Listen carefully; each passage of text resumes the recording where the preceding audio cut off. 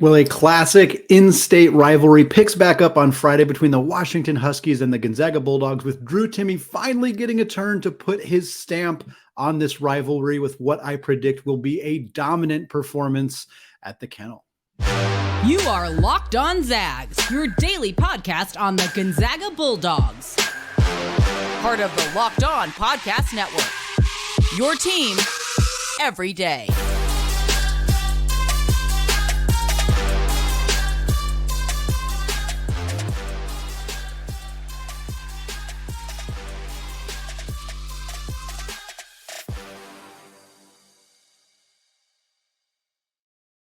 What is going on, y'all? Welcome to the Locked On Zags podcast, part of the Locked On Podcast Network, your team every day.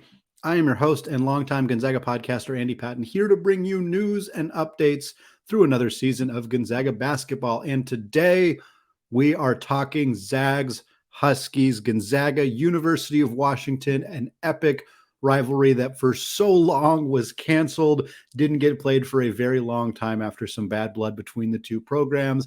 The rivalry has been resurrected. They've been playing for a couple of years before, unfortunately, COVID-19 and some various scheduling struggles, prevented them from playing for the last couple of years. They are now set to play December 9th, 6 p.m. at the McCarthy Athletic Center. Always good to be at home. Crowd is going to be popping off against the Huskies. Again, I mentioned it's been the first time these two teams have played for a while. And yeah, they haven't met since December 8th, 2019. So this will be nearly 3 years to the day, 3 years and 1 day since they last played each other. Again, life moves at you fast, especially when COVID-19 kind of impacted the Pac-12's ability to schedule some non-conference games, kind of threw things in a wrench. It's surprising to me that Drew Timme really hasn't had an opportunity to be a part of this rivalry. I think the last really big moment between these two programs was that very epic Rui Hachimura game winner. I believe that would have been in 2018. That was 81-79 victory in that one where Rui hit that 15-foot mid-range jump shot at the buzzer to give the Zags a win. Drew Timme did play in this matchup in 2019. The Zags won that one 83-76. Timme had 4 points off the bench. Anton Watson also played just 8 minutes in that one, 0 points, 2 assists. This was both when they were true freshmen. Filip Petrusev had 17 and 10 to lead the Zags as the starting center. That's how long it's been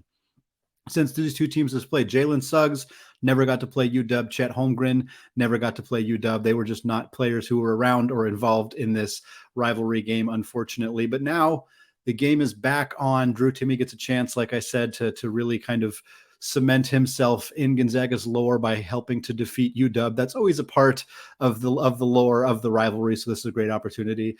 So let's meet the Huskies. The Huskies are 7-2 on the season, which seems a bit more impressive than they have actually been as a product on the basketball court. Their two losses are to Cal Baptist, a WAC program that does boast a very, very solid starting point guard in Taron Armstrong. Their other losses to Oregon State to kick off Pac-12 conference play. Oregon State is, quite frankly, horrendous. One of the worst Power 5 basketball programs in the country. Not quite the worst in the Pac-12. That goes to Cal, the Golden Bears, who have yet to win a game. Regardless, for the Huskies, 7-2 is a good record. Losses to Cal Baptist and Oregon State definitely hurt. Granted, they do have a couple of nice wins, including their best win to date, without a doubt, which is over Randy Bennett and the St. Mary's Gales. That was a really nice victory for UW. They deserve some credit for that one. St. Mary's, very, very good program. Keion Brooks from the Kentucky transfer at UW. We'll talk about him more. He was monstrous in that game against St. Mary's. They also have a win over Colorado. Colorado is perhaps the most confusing team in all of college basketball. Wins over Tennessee, wins over Texas A&M, some really egregious losses on their resume as well. I think they're probably a comparable team to UW, so this isn't necessarily a huge win for the Huskies, but would have been worse had they lost that one. Their other wins are more in the bye game variety. They have a win over Fresno State, which Fresno State is a solid Mountain West team, but hasn't looked particularly good this year, quite frankly. Seattle U, again, a solid WAC program, but not a team that typically would beat University of Washington. Their other wins are in Weber State, Utah Tech, and North Florida, who Gonzaga also played. The Huskies only beat North Florida by 8 in that one. Right now, as we're having this conversation, Ken Pom has the Huskies 95th in the country. So they are a top 100 team, just barely, but they are kind of right in that conversation, right in that range. Offensively, KenPom has them 166th. Defensively, they are 54th. This is not a surprise for a Mike Hopkins-led squad. UW has been very persistent about continuing to run the zone defense. Mike Hopkins, of course, was the associate head coach, assistant coach at Syracuse for a very long time under coach Jim Boeheim before he departed to take this job at UW. So he is kind of implementing that philosophy, that defensive strategy. We've seen UW under Hopkins have some really bad years, have some kind of okay seasons. Last year, they weren't too bad, good enough for Hop to keep his job. They did a lot of work in the transfer portal. 2 big additions coming from the Pac-12, Frank Kepnack from the University of Oregon and Noah Williams from Washington State. But again, the biggest addition for the Huskies this year, absolutely, Keion Brooks out of Kentucky. Brooks is averaging 16.6 points per game, 7 boards. He's also averaging 1.3 steals and 1.3 blocks. He does have 3.3 turnovers compared to just 1 assist per game. So not the most efficient player necessarily, more of a score-first forward, 6'7", 210, big, long, athletic guy. He's playing 35 minutes per game for the Huskies, so they are relying very heavily on him. Again, I mentioned the efficiency. He's shooting under 41% from the field and only 21% from deep. The outside shooting isn't really a big part of his game, but regardless, we're talking about a player who has the ball in his hands a lot, plays the vast majority of the game, scores a good amount of points, but isn't really doing a ton else. He's not adding a bunch defensively. He's not distributing the ball particularly well. He's not shooting it all that great. Beyond Brooks, though, the rest of the team, very, very balanced scoring, which does make them a little bit dangerous. Cole Bajema is the only other double-digit scorer. He's averaging 10.2 points per game. After that, 5 guys all averaging between 8.3 and 9 points per game. That is remarkable consistency and efficiency from the rest of their role players to all be giving you a pretty steady amount of points on the, for every single game. But again, the efficiency kind of bleeds out to the rest of the team. It's not just a Keion Brooks issue for this squad. As a team, the Huskies are only shooting 44% from the field. They're shooting under 33% from deep. Again, they've played some solid teams, but St. Mary's is going to make it a hard night for you defensively. But looking at the rest of their schedule, for them to only be shooting 33% from deep, 44% from the field against the caliber of opponent that they have played is concerning and alarming for this squad. They're going to need to find a way to more efficiently put the ball in the hoop if they want to make any noise in the Pac-12. Again, after that, you're talking about a team that 340th in the country, 340th in the country at 10.3 assists per game. This team does not have a true point guard. They do not distribute the ball particularly well. It is a lot more isolation offense. We're just not seeing a team that has a very fluid offensive attack. Again, Hopkins and the staff got that zone defense down well, and it looks good this year, and we'll talk about that a bit, but by and large, it's a team that doesn't have much of an offensive identity. They're struggling to distribute the ball. They're also not a great rebounding team. That is common with teams that play a lot of zone defense. They struggle to crash the defensive glass. This team is 264th in the country, averaging just over 34 rebounds per game. They do have some size. A lot of times in this space, we kind of talk about teams and how they're going to defend Drew Timme. We know that Washington is likely going to implement the zone here, so that's not necessarily a factor. But just in terms of big bodies, I mentioned Kepnack, the transfer out of Oregon. He is 6'11". He's averaging 9.6.5 boards per game. And then there's Braxton Mia, a transfer out of Fresno State. He is 7'1", and he has nearly identical numbers to Kepnack. He is averaging 9 points and 6.4 rebounds per game. Also worth pointing out for the Washington Huskies, they are 7th in the entire country in blocks per game. So expect a few of Gonzaga's shots to get sent back. But again, that's kind of a product of their zone defense, their help defense, everything that they do on that end of the floor, which is really what I want to talk about here in the second segment. The Zags need to find an answer to Mike Hopkins' zone defense, how they attack the zone, and what else they need to do to win another one over the Huskies, all coming up after this. Before we get there, though, I want to tell you all about LinkedIn. These days, every new potential hire can feel like a high-stakes wager for your small business. You want to be 100% certain that you have access to the best qualified candidates available. That's why you have to check out LinkedIn Jobs. LinkedIn Jobs helps find the right people for your team faster and for free. It's extremely simple to use. Start by adding your job in the purple hashtag hiring frame to your LinkedIn profile to spread the word that you're hiring. Simple tools like screening questions make it easy to focus on candidates with just the right skills and experience so you can quickly prioritize who you'd like to interview and hire. It's why small businesses rate LinkedIn Jobs #1 in delivering quality hires versus leading competitors. LinkedIn Jobs helps you find the qualified candidates you want to talk to faster. Post your job for free at linkedin.com/lockedoncollege. That's linkedin.com/lockedoncollege to post your job for free. Terms and conditions apply. All right, segment 2, still Andy Patton, still Locked On Zags. And I want to sincerely thank all of you for making Locked On Zags your first listen of the day. For your second listen today, check out the Locked On Sports Today podcast. From the games that matter the most to the biggest stories in sports, go beyond the scoreboard and behind the scenes with local experts and insights that only Locked On can provide. Locked On Sports Today, available on this app, YouTube, and wherever you get podcasts. All right, as we have done throughout the season, we are talking 5 keys to victory for the Gonzaga Bulldogs. These are either keys to a victory specifically, or at least kind of keys, things that I'm going to be watching for in the game. I hope as listeners, we could kind of be on the lookout for those things as we watch each of these games, because we try to recap them at the following episode as well. Been having a lot of fun with this, really enjoying getting some specific things to watch for in each and every Gonzaga basketball game. So for today, of course, the biggest storyline anytime you play Washington outside of the rivalry is that zone defense. For the Zags, the biggest thing for them successfully in this game is to attack that soft spot in the zone. I'm curious to see how they are going to do that. Typically, the soft spot in the zone ends up being about a foot or so in from the free throw line, so about 14 feet away from the hoop, right in that spot. It certainly depends on how Gonzaga positions their offensive players, but by and large, you stick a player in the middle there. You have one player kind of running the baseline, and then you have your other 3 wings all spaced out around the perimeter. I could see a situation where Gonzaga can be very, very effective in that zone offense, primarily if you put Drew Timme right in the top of the zone. Put him in the spot where he is most likely to catch the basketball. That is a tough spot to defend, and if you can get Drew Timme the basketball 13 feet away from the rim, that is really tough to stop. UW will almost certainly collapse, put a ton of pressure on him, make him kick that ball out to shooters, but they should be open in theory on the wing. If UW's guards are collapsing in on Drew Timme when he gets the ball. He's been making great reads this year. We've talked about some turnover issues for Drew, and I'm sure there will be a handful of them in this game, but by and large, his assist numbers are way up. He's got the ball in his hands a lot more. So of course, we're going to see a few more turnovers, a few more assists, but I think he has the ability to really carve up a zone defense if Gonzaga can early and often. I'm saying as soon as we cross half court, as soon as UW starts to get in their zone, if Drew Timme is open, get him the ball immediately.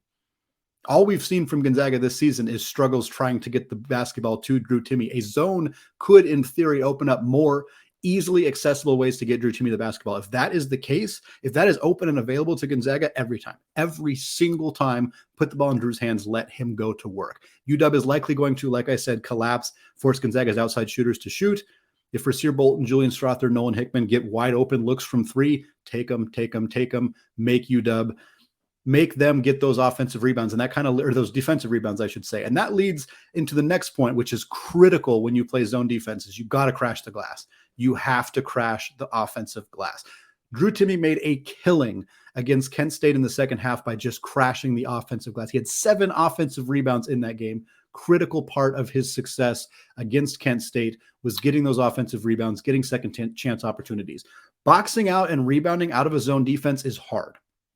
Even teams as disciplined, as patient, who practice it as much as Washington, even teams with 2 7-foot guys who play really regular, consistent minutes, that's rare in college basketball. And UW has that, and they're still not even a top 250 team in rebounding so far this season. Think about that. They have Power 5 caliber athletes. They have dudes with that level of size, and they're still not a good rebounding team. Gonzaga can make a killing just cleaning up on the glass. I say, give Drew Timme the ball. If you get an open kick out for an open 3, shoot it, because Anton Watson, Drew Timme, Julian Strother, etc., crash in the glass, make UW beat you. The only way UW can really beat you out of this is if they not only effectively rebound, but they also get out in transition. That's not really a big part of UW's game. If they start to do that, then yes, maybe you have to back off, not be as aggressive, trying to go for the offensive rebounds. But until they prove they can do that, I would take every shot they give me, get as many open looks as you possibly can, and then just try to crash as many offensive rebounds as possible. I think that's going to make things really hard on the Huskies and should lead to a Gonzaga victory. I do think that there's a possibility for more small ball lineups here as well. Of course, against a zone defense, it makes sense to have more shooters on the floor. So lineups where Julian Strother is playing the 4, Malachi Smith is in the game, Anton Watson is on the bench, or Drew Timme is on the bench, one of those two guys.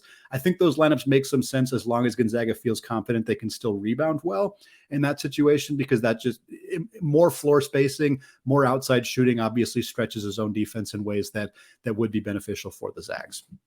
Next up, kind of touched on this already, and I've touched on it the last couple of episodes. It remains a stagnant point for Gonzaga, and that is getting out in transition. I think for the best way to beat a zone is to not let the team get set up in a zone. That's a really easy way to do that, is if you can get out in transition and force them to have to either really hurry to get into the zone, or they have to step into a man defense in order to defend you. That creates confusion. It creates a difficult situation for the defense.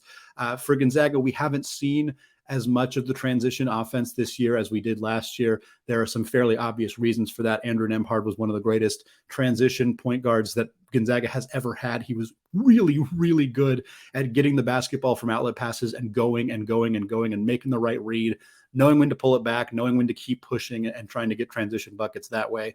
Teams have also figured out that it's easier to stop Gonzaga if you just let them clean up the defensive glass and then you just get back in transition. Just get back. Don't let Gonzaga get out. We'll see if UW does something similar and kind of takes themselves out of a lot of offensive rebounding opportunities in order to play more aggressive defense and kind of getting back and not letting Gonzaga get out in transition. But again, it's a really easy way to build up a lead, to get yourself some easy points if you have the ability to get that rebound, turn, and go and try to get out. And especially at home, it's always fun to get out in transition at home because the crowd goes crazy.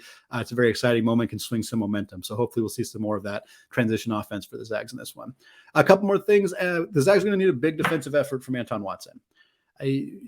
Every game, his defense is a critical part of what they do. He's played fantastic defense all season long. He's played good defense on Made Sissoko from Michigan State. Good defense, of course, against Oscar Tshiebwe at Kentucky. He played decent defense against Zach Edey, although Zach Edey really did some work against the Zags. But he's your National Player of the Year frontrunner right now, so that is the kind of thing that's going to happen.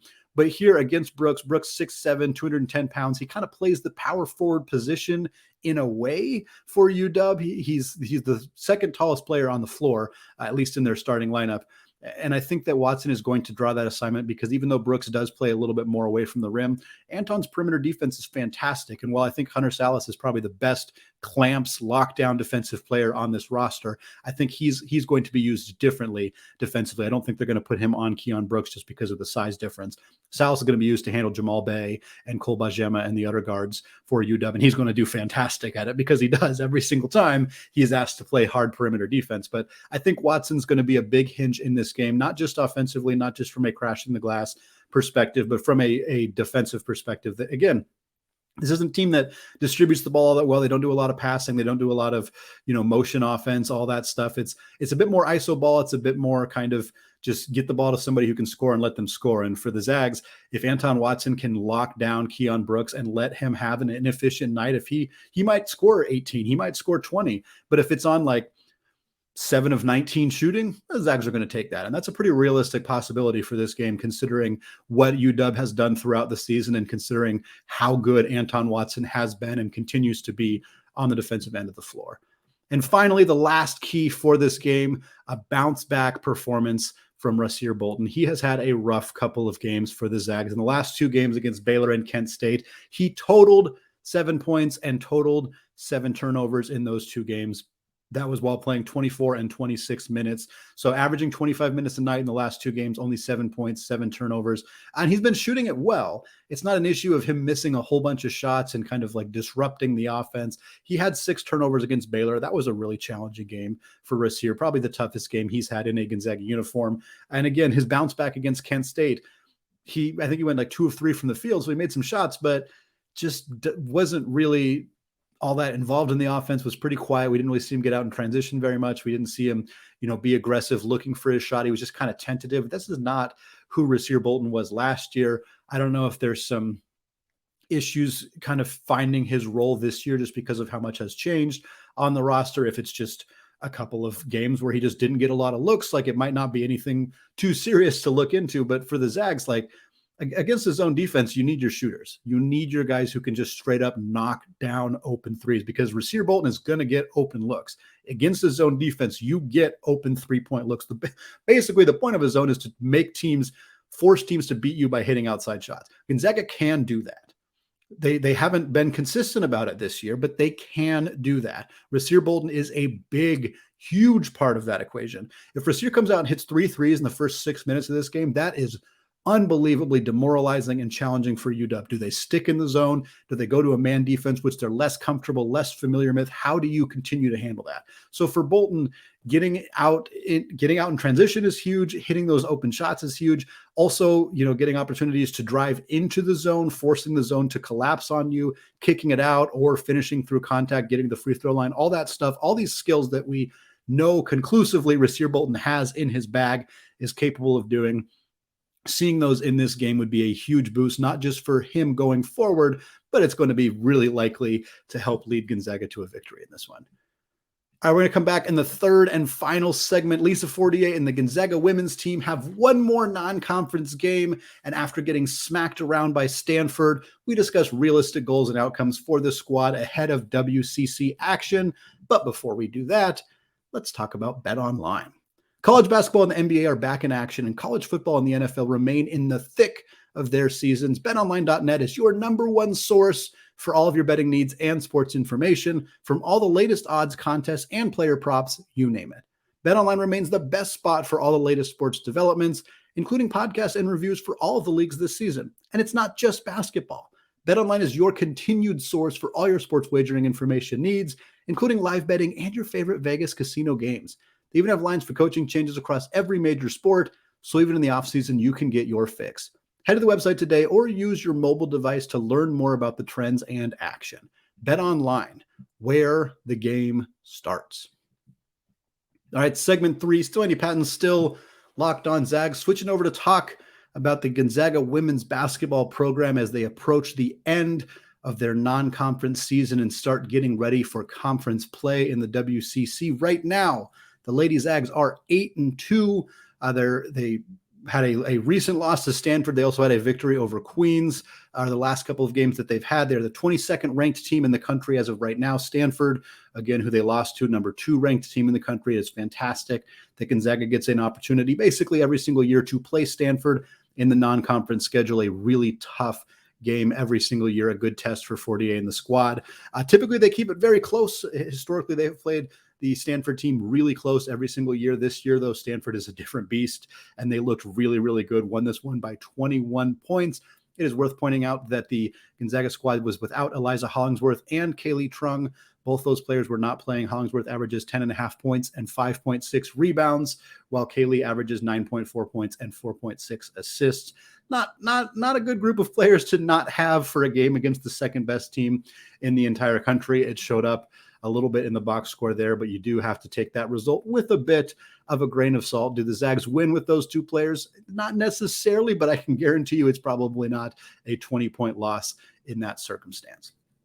Right now, the women's team has those 2 losses, the loss to Stanford and a loss to Marquette in the Bahamas. The Marquette loss doesn't sting so bad because it was sandwiched by a win over then number 6 ranked Louisville. And then after the loss to Marquette, they got a chance to play then number 23 ranked Tennessee, and they won both of those games. 2 huge victories for the Lady Zags to beat 2 teams who were ranked at the time of those victories. Other than that, they have a postponed game against Eastern Washington due to COVID-19 that they have yet to make up. And their final non-conference game is scheduled for the 11th of December against UC Davis. So that's kind of where the women's team is at right now with the non-conference schedule. I wanted to talk a little bit about their performance against Queens. Notably, the performance of Vonnie Ejim. She was fantastic. She was the 6th Woman of the Year last year. Knew that she was going to step into a bigger role this year with Melody Kempton graduating. We have seen that from her so far, and it was really on display in this game against Queens. She had 32 points. That is a career high, as you would typically expect from most college basketball players. 32.7 boards, 13 of 17 shooting, a extremely efficient game for Vonnie, 6 of 8 from the free throw line on the season through 10 games. She's averaging 17.7 points, 7.8 rebounds, 1.9 steals. She's shooting just under 55% from the field and just under 80% from the free throw line. She has been as advertised, if not better than advertised for the Zags this year, and she is going to be a monster come conference play, very likely, or at least a strong candidate to be the WCC Player of the Year, or at least a WCC first team player. I want to talk a little bit about the conference. Historically, BYU has been the team to beat in the WCC outside of Gonzaga. It always comes down to those two programs. Lately, we have seen the University of Portland Pilots. They are not just having success on the men's side under Coach Shante Leggins. They have been having success on the women's side as well. They should have made the NCAA tournament in 2020. And I say should have as in not that they got snubbed, as in they won the WCC tournament, but unfortunately the NCAA tournament was canceled because of COVID. Really devastating for the University of Portland women's program to not get the actual opportunity to participate in the tournament when they know for a fact that they had earned it. That is frustrating for them. However, neither BYU or Portland look all of that good to start the season. It's been a bit of an odd year for the WCC on the women's side so far. BYU is only 5-4. In fact, they began the season 1-4.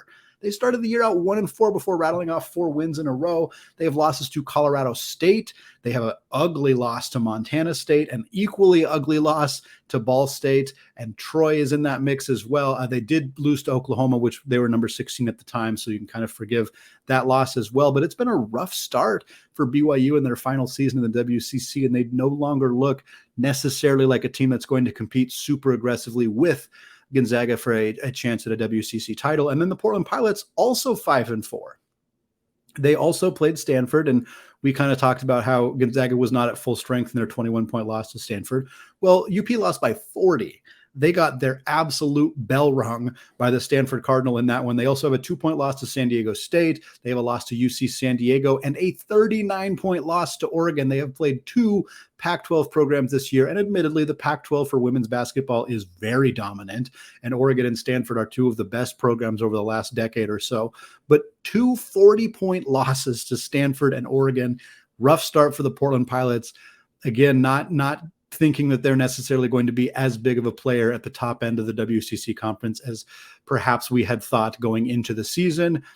That makes it a little bit more interesting, a little bit more wide open for competition with Gonzaga. Gonzaga is the cream of the crop right now. That was kind of the expectation coming into the year. That has been more further solidified by their performance so far this season and the performance of the other teams in the conference. One other team that I would mention here is the San Francisco Dons. They are 7-2 on the year. They have a pretty ugly loss to USC. I think they lost by about 25 points. But again, Pac-12, very, very good basketball conference on the women's side. They also have a loss to the Washington State.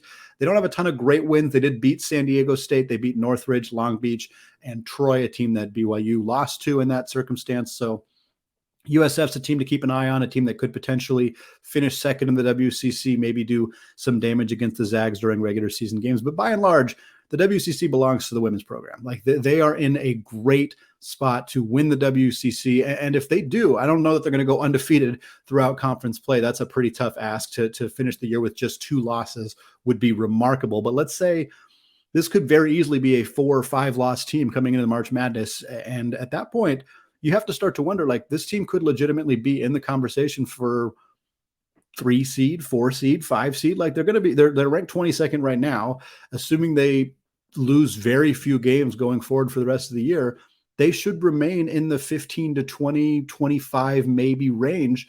And once you get into March Madness at that point, I think they could be a 4 or a 5 seed. I think there's a chance, there's a realistic chance they get as high as a 3 seed. And at that point, like it's anybody's game. If they're healthy, if they're playing well coming into the March Madness and they get themselves a seed in that range, this could be a team that's, not even just a Sweet 16 team. We're talking Elite 8. We're talking at that point, once you get to the Elite 8, you just got to win a couple more games. And all of a sudden, the conversation around your program changes very, very dramatically. So I'm pretty optimistic about where this women's team is. I'm down on the rest of the WCC. And unfortunately, that could come back and be a bit harmful for the women's program in general, just not playing a super high level of competition. But I think that this women's team has a chance to do some real damage this year. And I'm excited to see how the rest of the year shakes out for them going forward. All right, that is going to do it for me today. More coming on Friday's episode. Of course, don't forget to check out the new Locked On College Basketball podcast with myself and co-host Isaac Shade, giving you all the news around college basketball 5 times per week, available wherever you get your podcasts, available on YouTube as well. So go hit that big red subscribe button if you haven't done so yet. Finally, I want to thank all of you for making Locked On Zags your first listen of the day. For your next listen, check out the Locked On Sports Today podcast, the biggest stories of the day, plus instant reactions, big game recaps, and the take of the day. Available on the Odyssey app, YouTube, and wherever you get podcasts. All right, thank you all for listening, and go Zags.